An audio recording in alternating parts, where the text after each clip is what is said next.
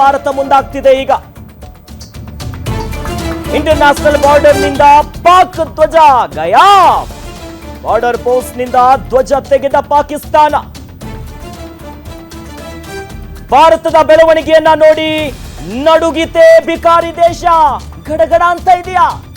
ಅತ್ತ Pak prime minister ಅನಾರೋಗ್ಯದ ಕತೆ ಒಂದು ಕಡೆ ಆಗ್ತಿದೆ. ಇತ್ತ ಗಡಿಯಿಂದ ಬಾವುಟ ಹಿಂಪಡೆದಿದೆ ಪಾಕಿಸ್ತಾನ. ಇಂಟರ್ನ್ಯಾಷನಲ್ ಬಾರ್ಡರ್ ಇರುವಂತ ಬಾವುಟವನ್ನ ತೆಗಿತಾ ಇದೆ.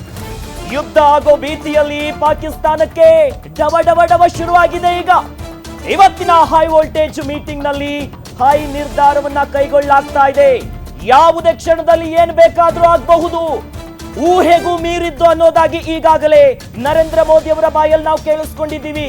ಸದ್ಯ ಪಾಕಿಸ್ತಾನ ಇಂಟರ್ನ್ಯಾಷನಲ್ ಬಾರ್ಡರ್ ಅಲ್ಲಿರುವಂತ ತಮ್ಮ ಪೋಸ್ಟ್ ನಿಂದ ಧ್ವಜವನ್ನ ತೆಗೆದಿದ್ದಾರೆ. ಪಾಕಿಸ್ತಾನದ ಧ್ವಜವನ್ನ ಪಾಕಿಸ್ತಾನದವರು ಹಿಂಪಡೆದಿದ್ದಾರೆ. ಭಾರತದ ಬೆಳವಣಿಗೆಯನ್ನ ನೋಡಿ ನಡುಗ್ತಾ ಇದೆ, ವಿಲವಿಲ ಅಂತ ಇದೆ, ಡವ ಡವ ಪುಕ ಪುಕ ಈಗಾಗಲೇ ಶುರುವಾಗಿರೋದು ನಮಗೆ ಗೊತ್ತಾ ಇದೆ. ಹಾಗಾಗಿ ಗಡಿಯಿಂದ ಬಾವುಟವನ್ನ ಹಿಂದೆ ತೆಗೆದಿದೆ ಯಾರು? ಪಾಕಿಸ್ತಾನದವರು. ಯುದ್ಧದ ಭೀತಿ ಶುರುವಾಗಿದೆ. ಯಾಕಂದ್ರೆ ಇವತ್ತು ಬೆಳಿಗ್ಗೆಯಿಂದಲೇ ಸರಣಿ ಸಭೆಗಳಾಗ್ತಿದೆ. ಕೇಂದ್ರ ಸಚಿವರ ಸಂಪುಟ ಸಭೆ, ಸಿಸಿಪಿಎ ಸಭೆ, ಭದ್ರತಾ ಸಮಿತಿಯ ಜೊತೆ ಸಭೆಯಾಗ್ತಿದೆ. ಹಾಗಾಗಿ ಈ ನಿಟ್ಟಿನಲ್ಲಿ ಇಂಟರ್ನ್ಯಾಷನಲ್ ಬಾರ್ಡರ್ ನಲ್ಲಿ ಬಹಳ ಪ್ರಮುಖವಾಗಿ ಪಾಕಿಸ್ತಾನ ಈಗ ತಮ್ಮ ಬಾವುಟವನ್ನ ಹಿಂಪಡೆದಿದ್ದಾರೆ. ಯುದ್ಧ ಆಗುವಂತ ಭಯದಿಂದ ಹೆದರುಕೊಂತ ಉಗ್ರರ ನಾಡು, ಬರ್ಬಾದ್ ಆಗಿರುವಂತ ಪಾಕಿಸ್ತಾನ, ಗಯಾಬಾಗಿದೆ ಅವರ ಬಾರ್ಡರ್. ಇಂಟರ್ನ್ಯಾಷನಲ್ ಬಾರ್ಡರ್ ಭಾರತ ಮತ್ತು ಪಾಕಿಸ್ತಾನ ಗಡಿಯನ್ನ ಹಂಚ್ಕೊಳ್ಳುತ್ತೆ. ವಾಘಾ ಇರ್ಬೋದು, ಅಟಾರಿ ಇರ್ಬೋದು ಈ ಭಾಗದಲ್ಲಿ. ಬಟ್ ಈಗ ಇಂಟರ್ನ್ಯಾಷನಲ್ ಬಾರ್ಡರ್ ಅಲ್ಲಿ ಬಾವುಟ ಇತ್ತು. ಆ ಬಾವುಟವನ್ನ ಪಾಕಿಸ್ತಾನ ಹಿಂಪಡೆದಿದೆ. ಅತ್ತ ಪಾಕ್ ಈಗ ಪ್ರೈಮ್ ಮಿನಿಸ್ಟರ್ಗೆ ಅನಾರೋಗ್ಯದ ಕತೆ ಒಂದು ಕಡೆ ಕಟ್ತಿದ್ದಾರೆ, ಮತ್ತೊಂದು ಕಡೆ ಮಿಲಿಟರಿಯ ಸಂಬಂಧಪಟ್ಟಂತ ಅಧಿಕಾರಿಗಳು ಕೂಡ ಒಂದಿಷ್ಟು ಜನ ಪರಾರಿ ಆಗ್ತಿದ್ದಾರೆ. ಅಲ್ಲಿರುವಂತ ಸೈನಿಕರೇ ದೇಶದ ಪಾಕಿಸ್ತಾನದ ಒಳಗೆ ಆಂತರಿಕವಾಗಿ ಕಿತ್ತಾಟ, ದಂಗೆ, ಪಾಕಿಸ್ತಾನದಲ್ಲೇ ಅವರನ್ನ ಟ್ರೋಲ್ ಮಾಡುವಂತ ಪ್ರಕ್ರಿಯೆಗಳು ಕೂಡ ಹೆಚ್ಚಾಗ್ತಿದೆ. ಎಲ್ಲದರ ನಡುವೆ ಹೈ ವೋಲ್ಟೇಜ್ ಮೀಟಿಂಗ್ ರಾಷ್ಟ್ರ ರಾಜಧಾನಿಯಲ್ಲಿ ಸಾಗ್ತಾ ಇದೆ.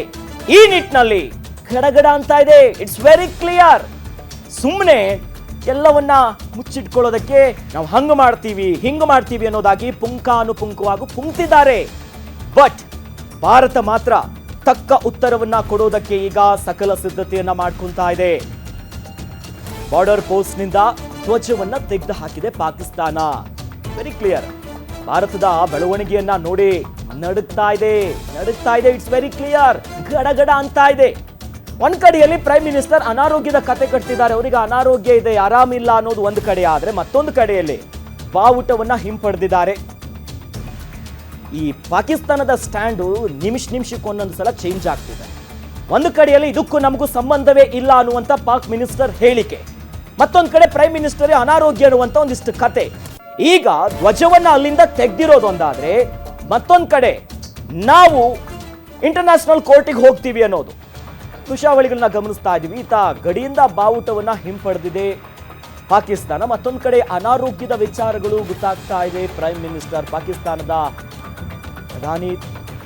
ಸೊ ಆ ನಿಟ್ಟಿನಲ್ಲಿ ಒಂದಿಷ್ಟು ಬೇರೆ ಒಂದು ಸ್ಟ್ರಾಟಜಿಯನ್ನ ಯೂಸ್ ಮಾಡ್ತಿದ್ದಾರಾ ಅನ್ನೋದು ದೃಶ್ಯದಲ್ಲಿ ಗಮನಿಸ್ತಾ ಇದೀವಿ. ಪಾಕಿಸ್ತಾನದ ಬಾವುಟವನ್ನ ಹಿಂಪಡೆದಿರೋದು ಅಲ್ಲೇ ಕ್ಲಿಯರ್ ಆಗಿ ಗೊತ್ತಾಗ್ತಾ ಇದೆ. ಅಲ್ಲಿ ಪೋಲ್ ಮಾತ್ರ ಕಾಣಿಸ್ತಾ ಇದೆ, ಬಟ್ ಅಲ್ಲಿ ಬಾವುಟ ಇತ್ತು.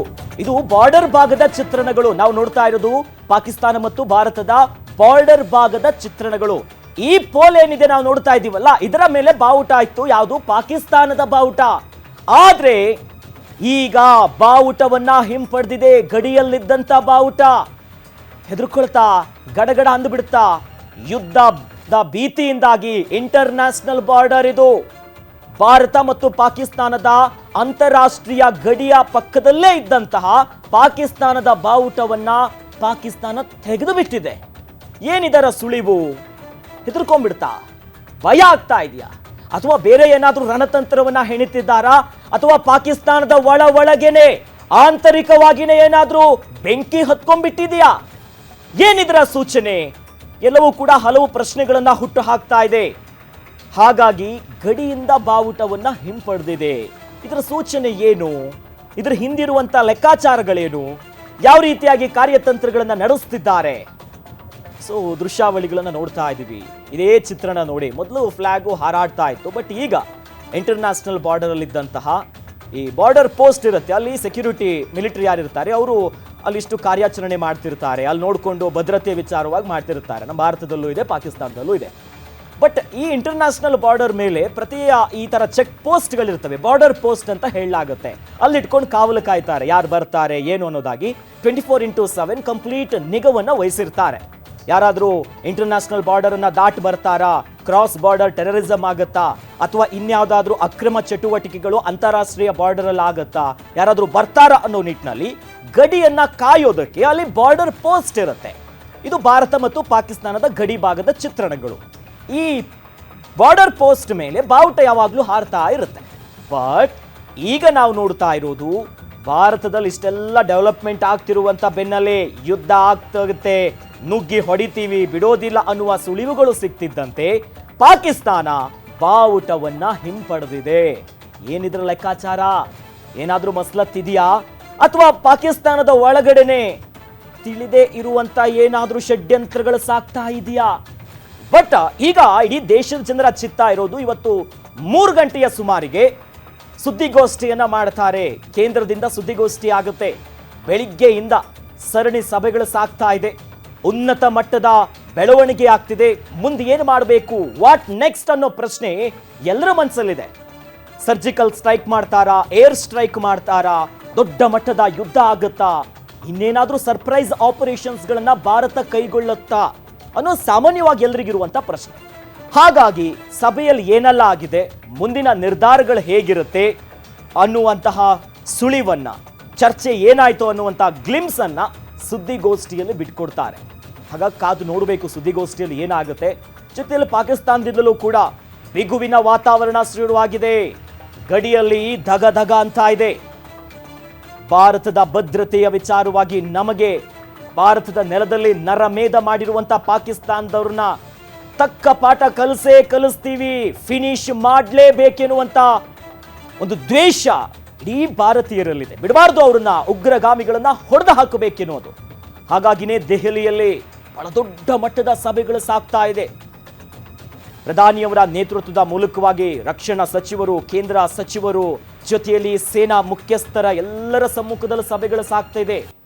ಆರ್ಥಿಕ ವ್ಯವಹಾರಗಳ ಸಭೆ ಒಂದು ಕಡೆ ಆದರೆ, ಭದ್ರತಾ ಸಮಿತಿಯ ಸಭೆ, ಅದರ ಬೆನ್ನಲ್ಲೇ ಕೇಂದ್ರ ಸಚಿವ ಸಂಪುಟದ ಸಭೆ, ಹೀಗೆ ಹೈ ವೋಲ್ಟೇಜ್ ಸಭೆಗಳು ಭಾರತದ ರಾಷ್ಟ್ರ ರಾಜಧಾನಿಯಲ್ಲಿ ಒಂದು ಕಡೆ ಸಾಗ್ತಾ ಇದ್ರೆ, ಇತ್ತ ಪಾಕಿಸ್ತಾನದ ಕಡೆ ನಾವು ಹೋಗೋದಾದ್ರೆ, ನಾವು ನೀಟಾಗಿ ಮಾರ್ಕ್ ಮಾಡಿ ತೋರಿಸ್ತಾ ಇದೀವಲ್ಲ, ಇದೇ ಬಾರ್ಡರ್ ಪೋಸ್ಟ್ ಪಾಕಿಸ್ತಾನದ ಬಾವುಟ ನೋವೇ ಖಾಲಿ ಆಗ್ಬಿಟ್ಟಿದೆ. ಮತ್ತೊಂದು ಕ್ಲಿಯರ್ ಆಗಿ ಸಂದೇಶ ಈಗಾಗಲೇ ನರೇಂದ್ರ ಮೋದಿ ಅವರು ಕೊಟ್ಟಿದ್ದಾರೆ. ನೀವೆಲ್ಲೇ ಇದ್ರೂ ನಿಮ್ಮನ್ನ